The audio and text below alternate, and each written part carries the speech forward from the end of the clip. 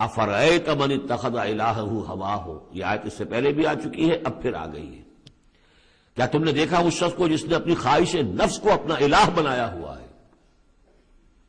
بہت اہم ہے یہ۔ دیکھیے میں نے گنوائی تھی آپ کو اس 8 سورتوں کے مجموعے میں 4 تو وہ ہیں جو بڑی ایک ترتیب کے ساتھ جو توحید عملی کو بیان کیا۔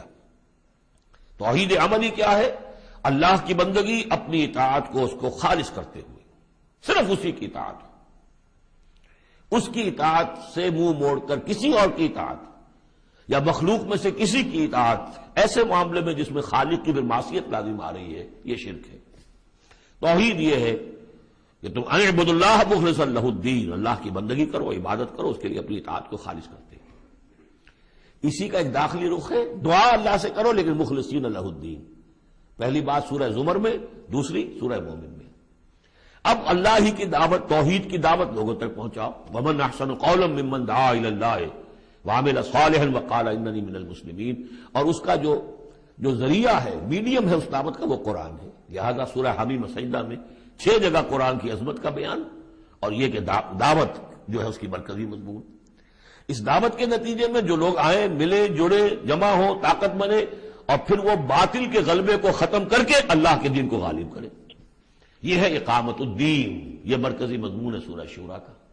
تو توحید عملی فرد سے لے کر اور پورے اجتماعی نظام تک ان 4 صورتوں مکمل ہو گئی۔ اب 2 صورتوں میں، سورہ زخرف میں اور یہاں سورہ جاثیہ میں، یہ جو اطاعت میں جو شرک ہو رہا ہے اس کی 2 انتہائی شکلوں کو بیان کر دیا۔ ایک شرک فی الاطاعت کیا ہے؟ انسانی حاکمیت کا تصور، حاکم تو اللہ ہے صرف، ان الحکم الا للہ لا یشرک فی حکمہ احدا لم یکن لہ شریک فی الملک، سورہ یوسف میں اور سورہ بنی اسرائیل میں اور سورہ کہف میں یہ سارے مضامین ہم پڑھ رہے ہیں۔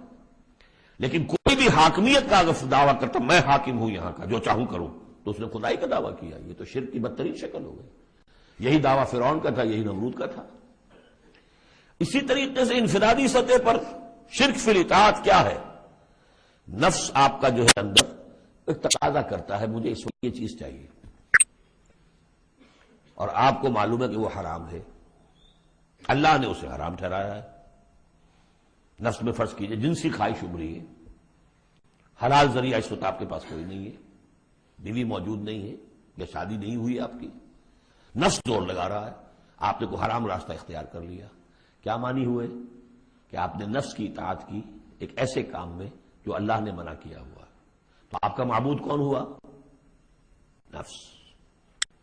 چاہے آپ لا الہ الا اللہ کا ورد کر رہے ہوں، لیکن اگر خواہش نفس کی اطاعت کر رہے ہیں اس چیز میں کہ جو اللہ نے حرام کر دی، ہاں خواہش نفس، بھوک لگی ہے کھاؤ، حلال چیز کھاؤ، بالکل جان پر بن گئی ہے تو ٹھیک ہے، صرف جان بچانے کے لیے حرام شے بھی کھا سکتے ہو، لیکن وہ جب کہ جان پر بن گئی، ورنہ نہیں، عام حالات میں نہیں۔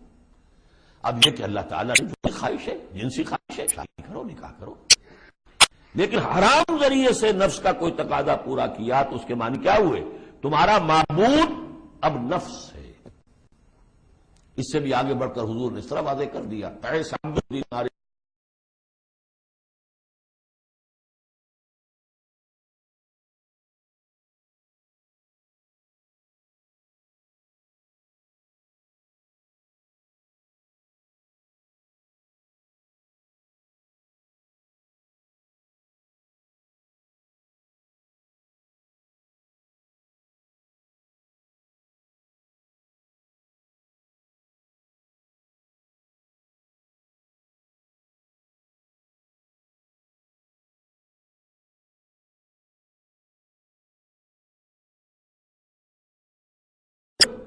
اور سورہ زخرف میں شرک فی الاطاعت، اس کی جو بلند ترین شکل ہے ریاست کی سطح پر حاکمیت غیر اللہ، اللہ کے سوا کسی کی حاکمیت کا اقرار، ان دونوں کے مابین جو ہے اب فل ان دی گیپس، اس میں مختلف جو ہیں وہ آپ خود بھی قیاس کر کے ان کو پر کر سکتے ہیں۔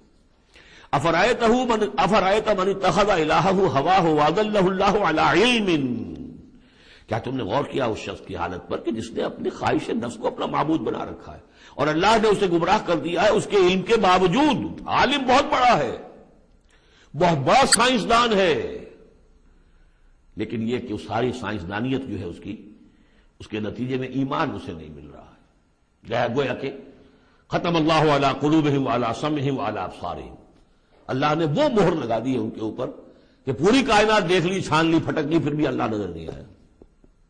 یہ ہے مہر. علی علم، بڑے بڑے سائنسدان، بڑے بڑے، اور لیکن یہ کہ اللہ نظر نہیں آتا ہوں. وہ ختم، دیکھیے وہی الفاظ آگے آ گئے، وہ ختم علی سمعہ وقلبہ وجعل علی بصرہ غشاوہ، اللہ نے اس کے دل پر مہر لگا دی ہے، اس کے دل پر، اس کے سماعت پر اور اس کے آنکھوں پر پردہ ڈال دیا ہے. فمن یہدیہ من بعد اللہ، تو اب اللہ کے اس فیصلے کے بعد اب کون اسے ہدایت دے سکتا ہے؟ افلا تذکرون، تو کیا تم نصیحت حاصل نہیں کرتے؟ وقالوا ما هي الا حیاتنا الدنیا نموت ونحیا، وہ یہ کہتے ہیں کہ نہیں ہے ہماری بس دنیا کی زندگی کے سوا اور کوئی زندگی نہیں، ہم خود ہی مرتے ہیں، خود ہی جیتے ہیں.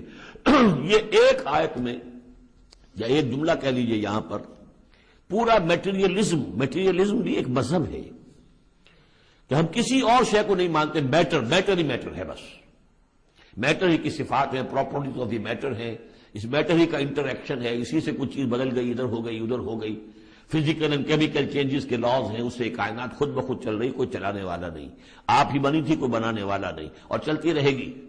اور ہم بھی اسی چکر کے اندر جیتے بھی ہیں، مرتے بھی ہیں، نہ کوئی مارنے والا نہ جلانے والا، اور نہ پھر کوئی مرنے کے بعد اور زندگی. یہ ہے میٹیریلزم. اس کی بہت سے پھر سمجھیے شیڈز ہیں، ایمپیریسزم ہے، لاجیکل پازیٹیوزم ہے، یہ سب فلسفے اس میٹیریلزم کی شاخیں ہیں. وہ کیا کہتے ہیں؟ وقالوا ما هي الا حیاتنا الدنیا نموت ونحیا وما یہلکنا الا الدہر، ہمیں ہلاک کرتی ہے صرف یہ دہر کی گردش، زمانے کی گردش سے ہلاک ہوتے. کوئی ہلاک کرنے والا اللہ نہیں ہے، کوئی فرشتہ نہیں ہے جو آ کر جان قبض کرتا ہو. وما لهم بذلک من علم، حالانکہ ان کے پاس کوئی علم نہیں ہے، کوئی ذریعہ نہیں ہے کہ جس سے ان باتوں کو یہ جان سکے. انہم الا یظنون، وہ تو صرف ظن سے کام لے رہے ہیں، گمان ہے، اٹکل پچو ہے.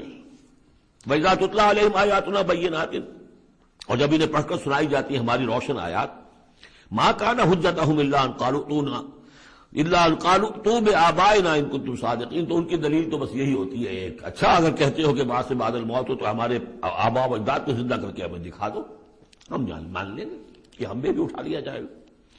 ان کنتم صادقین، اگر تم سچے ہو. قل اللہ یحییکم، کہیے کہ میں نے کبھی دعویٰ نہیں کیا کہ میں زندہ کر دوں گا، اللہ زندہ کرے گا تمہیں. ثم یمیتکم ثم یحییکم، اسی نے تمہیں زندہ رکھا ہے اور اس نے تمہیں زندہ کیا ہے. پہلے بھی تم ایک، اب یہ جو حضرات آئے ہیں ان کی سمجھ میں یہ بات نہیں آئے گی کہ پہلے بھی ایک زندگی اور ایک موت ہم گزار کر اس دنیا میں آئے ہیں.